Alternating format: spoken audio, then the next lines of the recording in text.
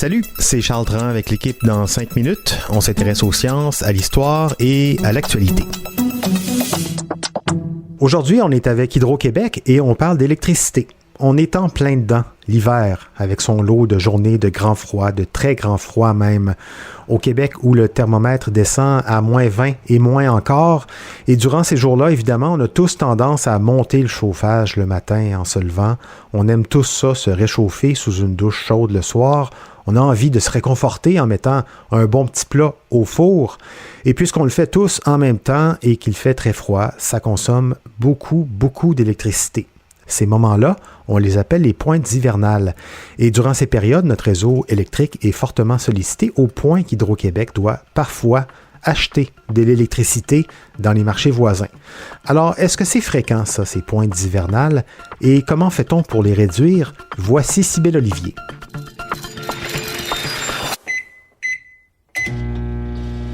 Les pointes hivernales, déjà, c'est pas tous les jours d'hiver. Elles représentent une centaine d'heures en tout, généralement quand il fait très froid et que le réseau est très sollicité à certains moments de la journée. On parle d'entre 6h et 9h le matin et entre 16h et 20h le soir. Des périodes où tout le monde consomme beaucoup d'électricité en même temps. Et oui, c'est là que le monde se douche, monte le thermostat, part le lave-vaisselle ou la sécheuse. Et comme il fait méga froid, ça prend beaucoup d'électricité pour compenser. Et bien voilà, ces grandes heures de consommation d'électricité collective au pic de l'hiver, c'est ça qui crée les pointes hivernales et qui peut mettre beaucoup de pression sur le réseau. À tel point, en fait, que ce sont des heures où la demande d'électricité dépasse à l'occasion la capacité du réseau d'Hydro-Québec et qu'Hydro-Québec doit parfois acheter de l'électricité au marché voisin, en Ontario par exemple ou aux États-Unis. Et c'est un peu dommage, car l'électricité achetée ailleurs est souvent plus chère et rarement aussi propre que notre hydroélectricité. Ce n'est pas l'idéal pour ça, mais aussi pour une autre raison, pour la transition énergétique. On parle beaucoup d'électrification du Québec, de ces politiques qui visent à remplacer l'utilisation des énergies fossiles par de l'électricité propre. Plus ça va se développer, plus on va avoir besoin d'électricité. Et donc, ce serait bien de réduire un peu notre consommation d'électricité, notamment durant les pointes hivernales, pour pouvoir s'en servir dans plusieurs autres domaines différents, le transport par exemple.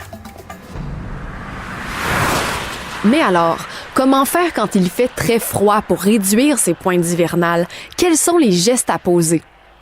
Le geste le plus utile, c'est de baisser la température d'au moins 2 degrés chez soi dès le début de ces heures de pointe.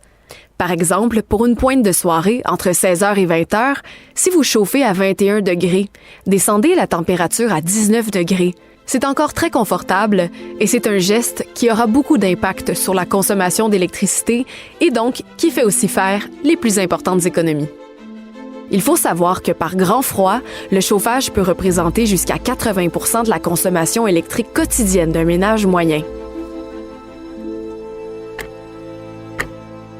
Deuxième bon geste, reporter l'utilisation de l'eau chaude. Pas annuler la douche ou la brassée de laveuse, juste la reporter après les heures de pointe, histoire de moins stresser le réseau électrique qui devra chauffer l'eau.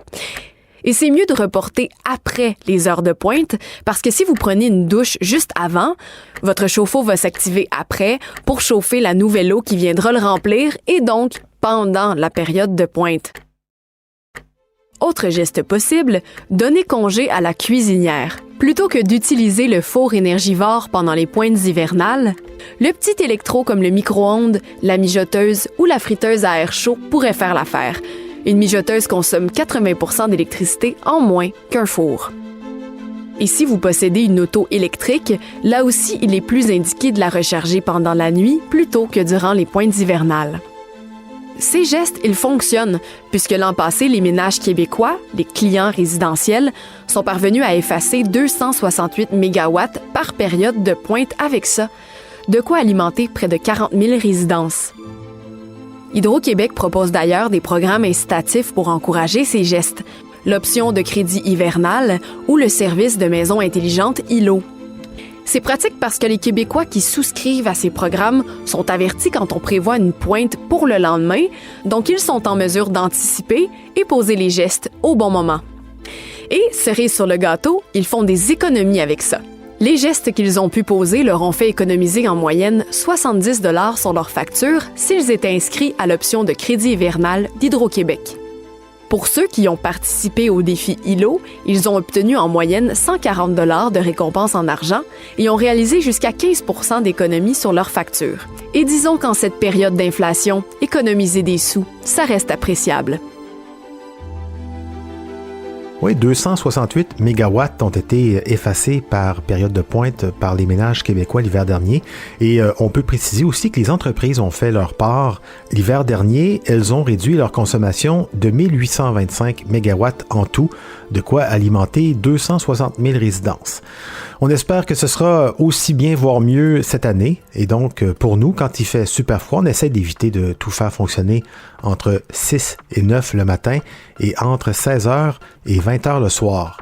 Merci Cybèle Olivier, c'était en 5 minutes.